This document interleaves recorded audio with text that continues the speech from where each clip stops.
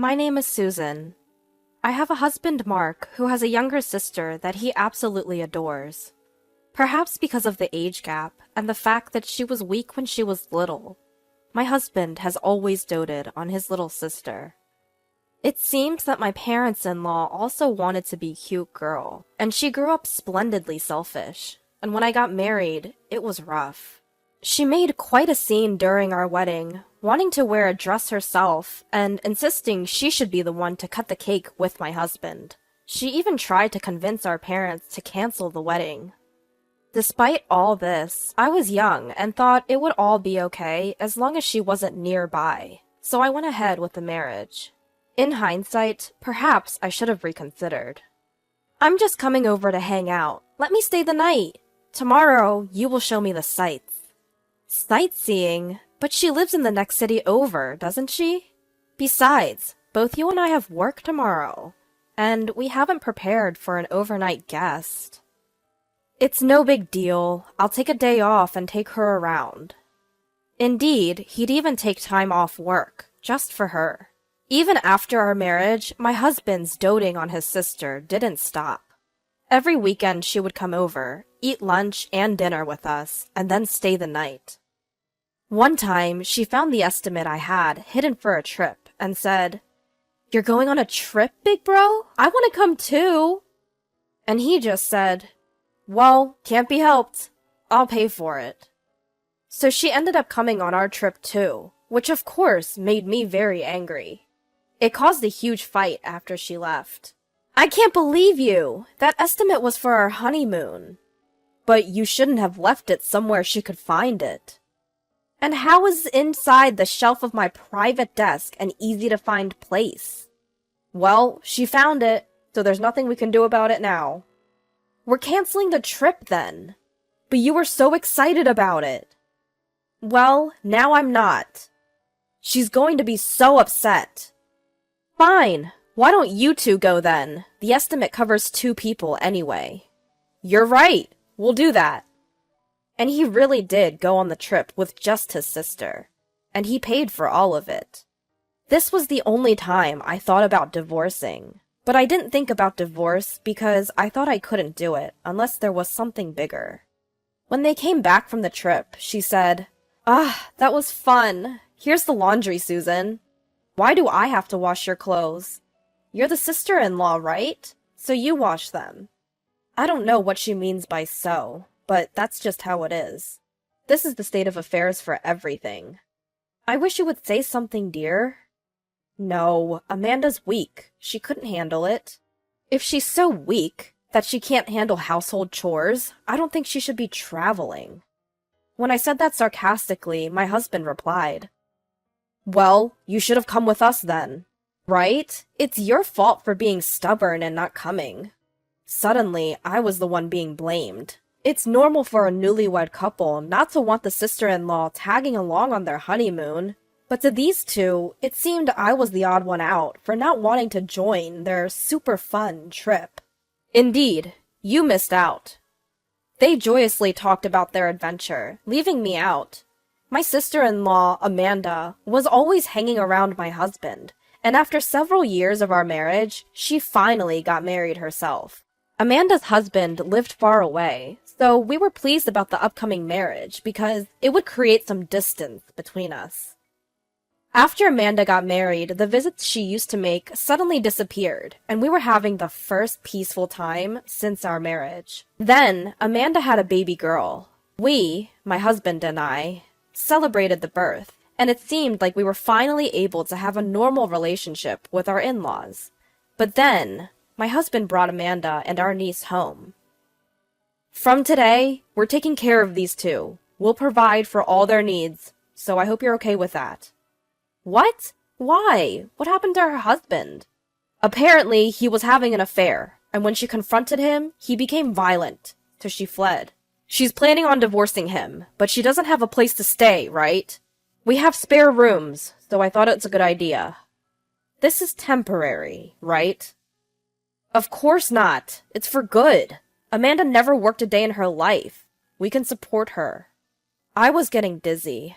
I knew he adored his sister, but I didn't expect this. What does Amanda think about this? I can't work because of my health, and I've been a stay-at-home mom, so I can't live any differently. So you don't plan on leaving? You want to abandon a single mother? Besides, you don't have any children. Consider this a trial run. I burst out laughing. Until now, I had thought that divorce would not be possible without a lot of trouble. But the moment I realized that this was a lot of trouble, I thought that I could get a divorce, and laughter welled up. What's so funny? You're creeping me out. Have you lost your mind? Maybe I have. Well, that's how it is, so deal with it. All right, you two can use my room. Seeing my apparent agreement, my husband smiled in relief, but I added, all right, so I'm getting a divorce. He looked shocked. What? That way, you'll have an extra room, and you can take care of Amanda and her daughter all you want. Yes, if I divorce, my room will become available, and my sister-in-law can continue to be a housewife as she has been doing so far. I can find someone else to do the housework. It's no different from supporting me. All I'm doing is divorcing and moving out of the house. What? Then who's going to do the housework? Amanda, you're a housewife, right? How about you do it? That's what being a housewife is about, right? Why should I? I didn't ask for this. Well, neither did I. So we're in the same boat, aren't we? Saying this, I returned to my room and began to pack my belongings. You're telling me I have to support us alone? Of course. Did you claim you could support us knowing you couldn't? Faced with this, my husband's face became tight. Seems like that's true, huh? But I won't have anything to do with it anymore. We can discuss the rest later. Saying this, I left the house in the middle of the night. I got a hotel and contacted my parents. My parents were shocked at the unexpected call in the middle of the night, but they understood when I explained the situation, telling me I could return home tomorrow. Calls kept coming in from my husband and my sister-in-law on my cell phone, but it was too noisy, so I turned off the phone and went to sleep. When I woke up in the morning, there were a mountain of voicemail and emails. The general content was, I'm sorry for the sudden change. I'm waiting for your call. Sorry for the sudden request, but I have nowhere to go as I've also run away. Please come back. Please listen to what I have to say. Alongside these pleas were messages like, stop sulking and come back. I won't be responsible for your belongings. You're my brother's wife, so you better not defy me. Come back soon and make dinner, okay? Threatening emails like this, and even some with violent language, had come in. I copied all of them and got them printed out at a convenience store on the way back to my parents' house. When I arrived at my parents' house, they greeted me, saying, why did you put up with this for so long? You should have come back sooner. Absolutely. You are going to divorce him, right? They were even angrier than I was. I had been worried about being scolded or being told that divorcing over something like this was an overreaction. But my anxiety and tension were released, and I broke down, crying. I explained everything that had happened. How I had reached my breaking point when my husband brought home my sister-in-law and niece. They suggested that I should first contact my in-laws. After all, since I had left, I had not heard anything from my in-laws. It made me wonder, why hadn't my doting sister-in-law returned to her parents' house, despite being cheated on? I decided to ask. When I went to visit my parents-in-law, it seemed that my sister-in-law's husband, Christopher, was also there. I explained that my sister-in-law and niece were currently living with my husband, that I had rejected this, and ran away to my parents' house. I see. So Amanda said that. Is that not true? I didn't expect Christopher to do such a thing, though. The one having an affair is Amanda. We even have evidence. I see. I understood after hearing from my sister-in-law's husband. She wouldn't be able to go to her parents-in-law's house then. I understand we have spoiled her, but I didn't expect it to go this far. I'm really sorry for causing trouble to Susan, too. Then it occurred to me. I wondered if my husband knew the truth and was hiding it. Actually, I think my husband knew and brought her home on purpose. I believe so. Amanda often said she was going to visit your husband on the days she was cheating, and we received photos of them dining together.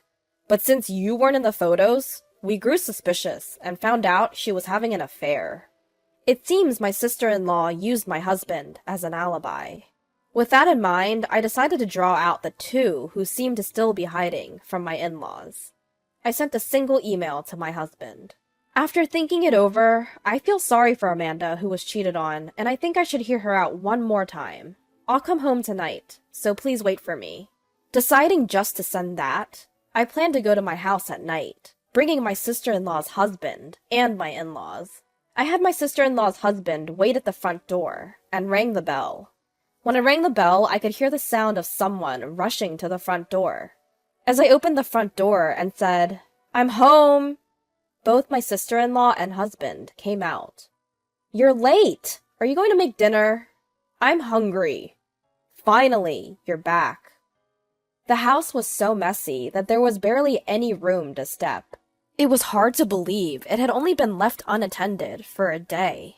Seeing this, my mother-in-law pressed her temples. My father-in-law turned red-faced. My sister-in-law and husband, who had made it to the front door, turned pale-faced. And I was amused at the contrast. "Why are Dad and Mom here? And why is Christopher here, too?" "Well, I thought it would be hard to take care of everything on my own. And don't you think it's better if we get some help from your parents? I wasn't told Mom and Dad would be here. And Christopher, too. You're causing trouble, even for your sister-in-law. What do you want to do?" "But having an affair is different." "What? Amanda, you were cheating." Feigning surprise, I received a glare from my sister-in-law. "Did you know?" When I looked at my husband, he was mumbling something, but he did not deny it. It seemed he knew about the affair. "So you knew, lied about it, and planned to have me take care of her." "Well, she's family, so you would trust Amanda, right?"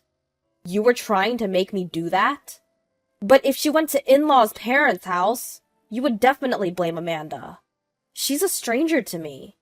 When I replied that, my sister-in-law said, "But I wasn't cheating. I was with my brother." I spoke with Christopher and saw the photos, but I don't know anything about it. Rather, you two were having meals together. We haven't been dining out for a while. "No, it's not like that. I didn't know about the affair, and she just asked me to take pictures to create an alibi. So please, don't divorce me." "Wait, brother!" At this point, it seemed he realized he misspoke, but it was too late. My husband, who had confessed to creating an alibi, had a face of regret. "With that, the alibi is hopeless. Your parents heard everything, you know." "No, that was my brother." "It's futile. There's plenty of evidence besides the alibi. I'm going to get a divorce." "No way." The husband of the sister-in-law pulled out documents from the bag he had. Out they came, plenty of evidence stuffed full into a brown envelope. Then he took out an IC recorder, which seemed to have recorded our current conversation. It seems it also recorded the fact that my husband was aiding in the fabrication of an alibi. "I'll be asking for a divorce too." "No, there's no need for a divorce." "Why do you think I could live with a person who knew about the affair and covered for it? Even if such a person exists, I can't. Let's get divorced."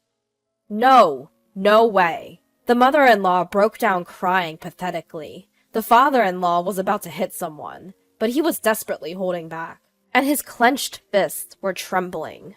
Then they turned to me and bowed their heads, saying, "We will strictly supervise this child. We will take care of Sarah until everything is over. Susan, we are sorry for the trouble." The sister-in-law, whose alibi had collapsed, was disheartened and kneeled down, and my husband, who seemed to have given up, stood frozen on the spot. After that, the sister-in-law and her husband divorced. My husband and I also divorced.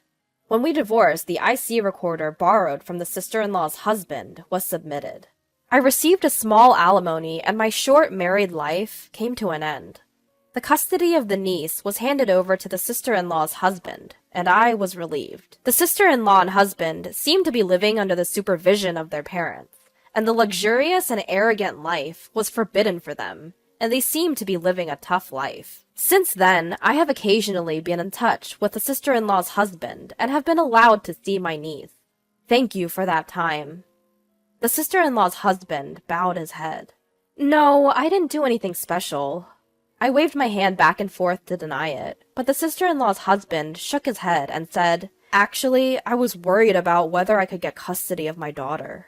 Custody is easier for the mother to get, and it seems that the father has a low chance of getting it unless there is a significant reason. Even though Amanda cheated on you?" "She's still young. It's difficult unless she can make her own decisions. But I thought I could definitely get it if there was the fact of cheating, and that the person who was involved in it will live with us at my wife's parents' house from now on." It seems that whether the fact that my husband was involved in the fabrication of the alibi could be confirmed or not was the key to whether or not he could get custody. So, I was able to get custody because Susan recognized the fact of the alibi at that time. I'm glad. It seems that Sarah can live safely. It seems that my niece will live at the sister-in-law's husband's house from now on. I am currently living at home, and I am about to move back to living alone. I can't always rely on my parents. After all, I should trust my instincts. I should have called off the marriage then. I've had enough.